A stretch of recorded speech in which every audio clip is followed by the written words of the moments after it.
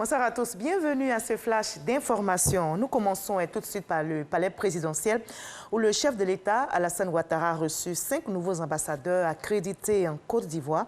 Il s'agit des ambassadeurs de la France, de la République fédérale d'Allemagne, de la Guinée, du Sénégal et de l'Angola. Ces nouveaux diplomates sont allés présenter au président de la République leur lettre de créance et réaffirmer la volonté de leurs pays respectifs à consolider les relations d'amitié et de coopération avec la Côte d'Ivoire. Le procureur de la République, Ado Richard Christophe, a convoqué la presse nationale et internationale ce vendredi pour une conférence de presse. Les échanges ont porté sur la responsabilité des membres de l'opposition dans les violences survenues lors du scrutin présidentiel. Certains, selon le procureur, Ado Richard Christophe, ont été interpellés pour des faits de conjuration, sédition et complot contre l'autorité de l'État. La Chambre nationale des rois et chefs traditionnels de Côte d'Ivoire appelle à l'apaisement, au renforcement de la cohésion sociale. Les têtes couronnées condamnent les violences qui ont émaillé le scrutin présidentiel du 31 octobre dernier. La Chambre nationale des rois et chefs traditionnels solidaires des familles endeuillées et des blessés invite chacun à privilégier la paix, l'international, nous rapporte Walter Amadou Ouattara. La situation sociopolitique suscite la réaction de plusieurs institutions internationales et nationales. Ces structures appellent au calme et à la retenue. C'est dans la dynamique que la Chambre nationale des rois et chefs traditionnels vient de rendre publique son appréciation relative à la tenue du scrutin présidentiel du 31 octobre 2020. Dans l'ensemble, le scrutin s'est déroulé de manière satisfaisante.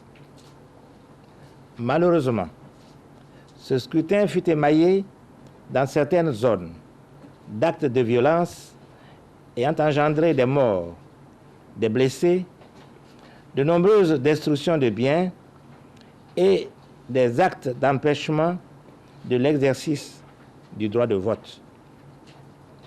La Chambre nationale des rois et chefs traditionnels déplore ces violences, présente ses condoléances aux familles endeuillées et souhaite un prompt rétablissement aux blessés. La Chambre nationale des rois et chefs traditionnels invite l'ensemble des partis au calme et à la retenue, surtout à privilégier la voie du dialogue.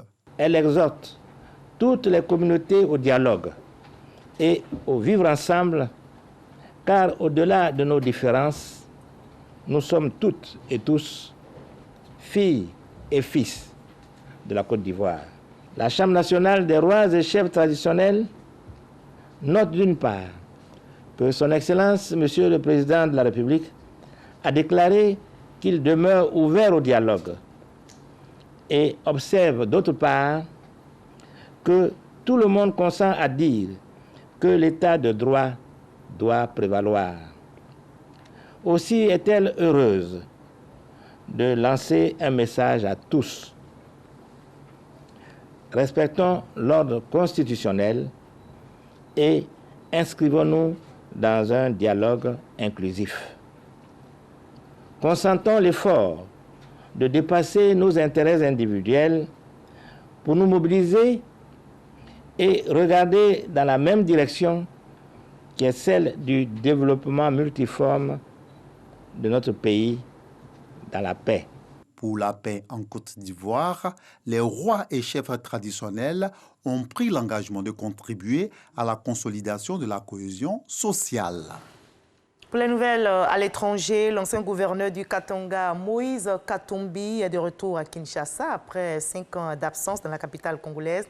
Il est arrivé aujourd'hui. Il doit être reçu demain samedi par le président Félix Tshisekedi dans le cadre des consultations nationales entamées lundi dernier. Moïse Katumbi se dit d'ailleurs favorable à ces consultations nationales initiées par le chef de l'État congolais. Il s'engage donc à travailler ensemble pour le rayonnement du Congo. Aux États-Unis, on s'impatiente, l'attente est très longue, on ne connaît toujours pas le nom du prochain président américain.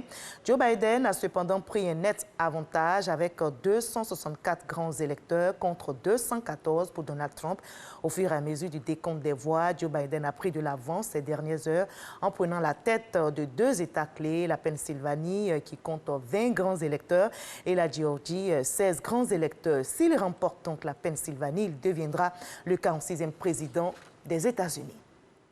On se retrouve à 20h pour la grande édition, mais juste après ce Flash Info. Suivez l'info régionale pour avoir toutes les nouvelles de nos régions ici en Côte d'Ivoire. À tout à l'heure.